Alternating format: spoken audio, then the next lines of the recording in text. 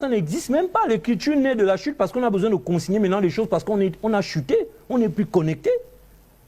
Donc, le livre, qu'est-ce qu'un homme spirituel a à foutre avec un livre? Un homme spirituel, c'est quelqu'un qui transcende, qui contemple au-delà de la matière.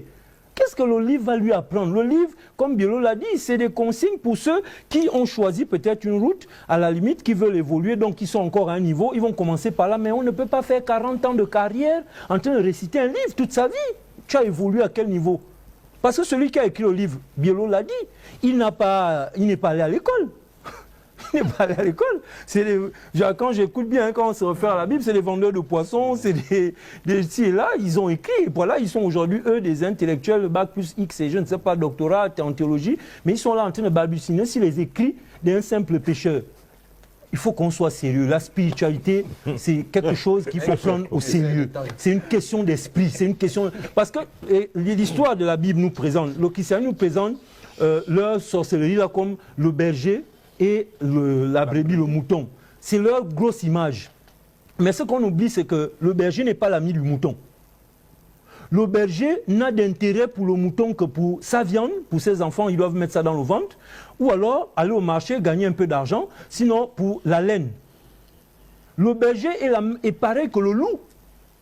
Et il met les moutons et les brebis dans un enclos. C'est lui qui décide de quand ils sortent, de là où ils vont manger, et il n'y a plus de liberté à ce niveau. Alors, soyons clairs. Mais je suis clair. Mais on ne peut pas faire plus clair que ça. En fait, c'est de la sorcellerie pour esclavagiser les hommes, pour leur enlever leur divinité. Nous sommes des dieux. C'est ce que les gens n'arrivent pas à comprendre. Quand on parle d'évolution spirituelle, c'est pour arriver à ce niveau de conscience qu'en réalité, nous sommes des dieux. Mais on nous enlève ça à partir du moment où on va nous domestiquer. On devient des brebis. Parce qu'un cheval à l'état sauvage, on dit état sauvage, mais en réalité, c'est dans son état d'être libre. Et lorsqu'on le domestique, pour l'homme, il doit sentir, bon, on met des parfums, on brosse. Ça, c'est pour l'homme. C'est toi qui penses que tu l'entretiens et qu'il est bien. Mais en réalité, dans son état d'être originel, il n'a pas besoin de ça. Parce que toi, tu l'as pris en esclavage. Mais les enfants qui naissent de ce cheval-là, ou voilà, oui, les poulains, ces enfants-là, ils vont oublier l'état de liberté, l'état sauvage. Ils n'ont jamais connu ça. Donc, ils grandissent en pensant que l'esclavage, c'est ça leur vie. Et c'est ça que le christianisme nous présente, avec les documents, les livres et des gens comme ça qui n'arrivent pas à transcender pour comprendre au-delà de ce qui est écrit.